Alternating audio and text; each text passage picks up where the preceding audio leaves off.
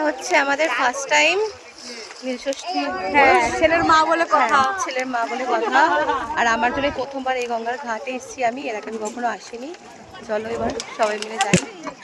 এটা হচ্ছে আমার ১ম এই ষষ্ঠীর উপোস। আর রাজ্যের মা হিসাবে। তো ষষ্ঠীর উপোস তো সন্তানের মঙ্গল কামনার জন্যই করা হয়ে থাকে। তো একটা আলাদাই অনুভূতি হচ্ছে। তো মোটামুটি আলতা-টালতা পরে নিচ্ছি। আর এখানে একটা নতুন শাড়ি রয়েছে। আর এই শাড়ি পরে আজকে যাবো গঙ্গায় স্নান করতে। তো দেখো এখানে আমি রেডি হয়ে গেছি। রেডি হওয়ার আলাদা করে তো কিছু নেই। ব্যাস এই নতুন শাড়িটা পরে নিয়েছি আর হাতে শাঁখা-পলা পরে নিয়েছি। তো এবার যাবো। তার আগে হচ্ছে রাজ্যকে একবার খাইয়ে দিয়েছিলাম। তো আবার ওর খাবারটা রেডি করে নিচ্ছি, আরেকবার একটু খাইয়ে দেবো। আর এখানে পুজোর সমস্ত কিছু মা গুছিয়ে নিচ্ছে যেগুলো গঙ্গার ঘাটে গিয়ে দরকার হয়। আমি তো কখনো যাইনি। তো এই বছর আমার ১ম বার একবার খাওয়ানো হয়ে গেছে ওকে। তো অলরেডি অ্যান্ড আমি 2nd টাইম একবার খাইয়ে দিয়ে যাবো যাতে আর যদিও আজকে সানডে তো ওর বাবা বাড়িতে আছে। তো সেই কারণে আমি যেতে পারছি। না হলে কিন্তু আমার পক্ষে যাওয়াটা হতো না। তো এখানে দেখতে পাচ্ছ আমরা সবাই মিলে টোটোতে উঠে পড়েছি গাদাগাদি করে। কারণ টোটোতে আর জায়গা হচ্ছে না। তো এতজন মিলে উঠে পড়েছি। আর অলরেডি ৩:৩০ ৪:০০ বাজতেই চললো। কারণ কি একেবারে বিকেল করে যাচ্ছি তাহলে বাড়িতে এসে সন্ধ্যা বাতিও দিতে পারবো। এটা কিন্তু আমার ১ম বার। আর এই গঙ্গার ঘাটে মানে শ্মশানও রয়েছে এখানে। আমি এখানে এর আগে কখনো আসিনি। রত্নেশ্বর বার্নিং প্লেস দেখতেই পাচ্ছ। অ্যান্ড আমার জন্য তো এই সমস্ত কিছু ১ম বার হতে চলেছে। একটা আলাদা রকমই এক্সপেরিয়েন্স বলতে পারো। ভীষণ ভালো লাগছিল। কারণ কি রাজ্যের মা হিসাবে ১ম বার রাজ্যের জন্য পুজো দিতে যাচ্ছি। তো এটা তো একটা আলাদাই পাওনা। আর ছেলে তো সন্ধে বাতি দেওয়ার একটা কিছু রিচুয়াল আছে। তো সে কারণে আমার এই ব্যাপারগুলো ভীষণ ভালো লাগছিল। আলতা পড়েছি তাই একটুখানি ক্লিপ নিলাম। আলতা পড়লে পাটা না ভীষণ সুন্দর লাগে। তো সেই কারণে। একটু ভয় লাগছিল। একটু না বেশ ভালোই ভয় লাগছিল সত্যি বলতে।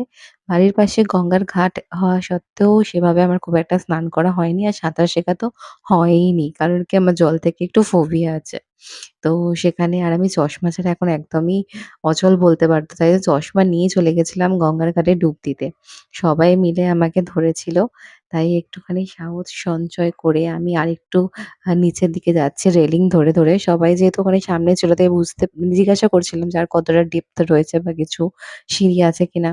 তো মোটামুটি অনেকটা দূর অব্দি সিঁড়ি ছিল। তাও মা, কাকি আ এনারা সবাই ছিলেন। তো সবাই আমাকে ধরেছিল। তো সেই কারণে আরকি খুব একটা ভয় হয়নি। ১ম এ তো একটুখানি ভয় হচ্ছিলই আ নামতে। কারণ কি এখানে একটুখানি ঘূর্ণির মতনও নাকি আছে শুনেছি। তো তারপর যখন একটুখানি ভয়টা কেটে গেছে তখন এত মজা হচ্ছিল না মনে হচ্ছিল কি আরো স্নান করতেই থাকি। তো তারপরে বেশ অনেকক্ষণ সময় কিন্তু ওখানে কাটিয়ে ফেললাম। আ তারপরে আবার অনেকবার আরকি ডুব-টুব দিয়েছি। আর আমি ফোন ১ম এ নিয়ে যেতে চাইছিলাম না। তারপর ভাবলাম যে না ১ম বার যাচ্ছি এই মুহূর্তগুলোকে তো ক্যামেরাবন্দি করতেই হবে। তাই বুলটি আমার ক্লিপগুলো নিয়েছিল। অ্যান্ড আমি বুলটির তাই জন্য ক্লিপগুলো নিয়ে নিচ্ছি। ওই বলল ফোন নিয়ে যাওয়ার জন্য। না হলে আর সত্যি কথা বলতে আমি ভয়েতে ফোন নিয়ে যেতাম না। কারণ কি কোথায় রাখবো না রাখবো। যেহেতু আগে আসেনি তো সেই কারণে খুব একটা আমার নলেজ ছিল না এই বিষয়ে। তো আমাদের দেখো এখানে স্নান-টান হয়ে গেছে। আর এখানে ওই গঙ্গার জল আরো অনেক কিছু এর মধ্যে দেওয়া রয়েছে যেটা আমরা বাবার মাথায় ঢালবো। তাছাড়া ফল, ফুল সমস্ত কিছু রয়েছে। এখন লাইনে দাঁড়িয়েছিলাম। এনারা ১ম পুজো করছে। ১ম এ না এখানে ধাপে পুজো হচ্ছিল। পুরোহিত তো সবসময়তেই থাকে। তো এনাদের পুজো হয়ে যাওয়ার পরে আমাদের নেক্সট লাইন ছিল। যেহেতু তখন আমি ক্লিপ নিতে পারব না তাই এখনই আমি ক্লিপ নিয়ে নিচ্ছি। এই ব্যাপারগুলো ১ম বার ঘটছে আমার সাথে। তো আলাদাই একটা অনুভূতি। আর এখানে দেখো যে প্রদীপ মানে মোমবাতিটা জ্বালিয়েছি না, দুটো মুখ কোথা থেকে হয়ে গেছে আমি জানি না।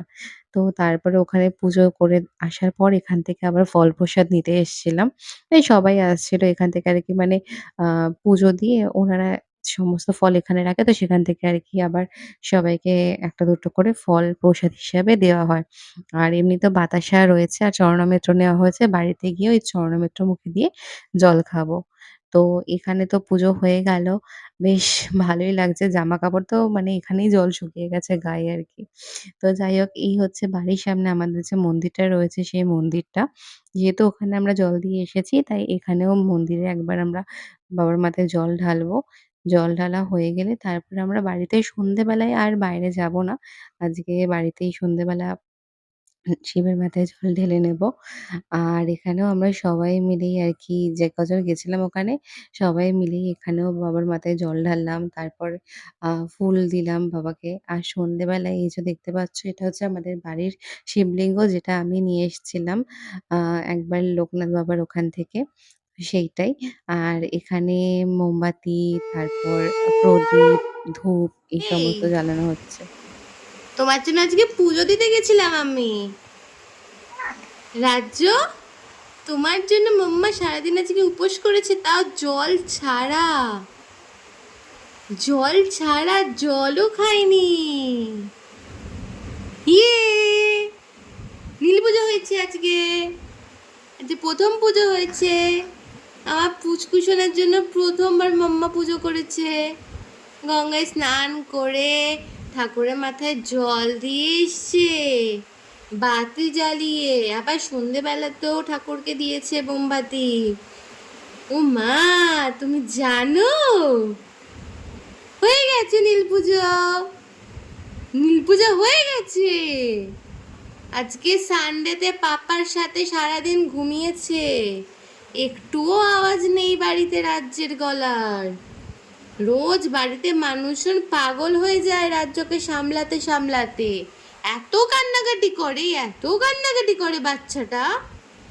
আজকে পুরো চুপ, সারাদিন পাপাকে পেয়ে পাপার সাথে ঘুমাচ্ছে। কোনো আওয়াজ নেই, কোনো আওয়াজ নেই রাজ্যের গলার আজ। পাপা পাপা হ্যাঁ, আমার মনে পাপা হচ্ছে কত ভালো শান্ত ছেলে একটা, পাপা তাই না? ও পাপা হুম, মুয়া, মুয়া। চলো চলো আমরা নিচে যাই বাবা, চলো নিচে যাই, নিচে। সন্ধ্যেবেলায় মা এখানে সাবু মাখছিল। আমার বাড়িতেও ছোটবেলায় বরাবর দেখে এসেছি যে মা অফিস থেকে ফিরে রাত্রিবেলাতে একবারেই খেত। তো ১ম বার অভিজ্ঞতাটা সত্যিই কিন্তু দারুণ ছিল।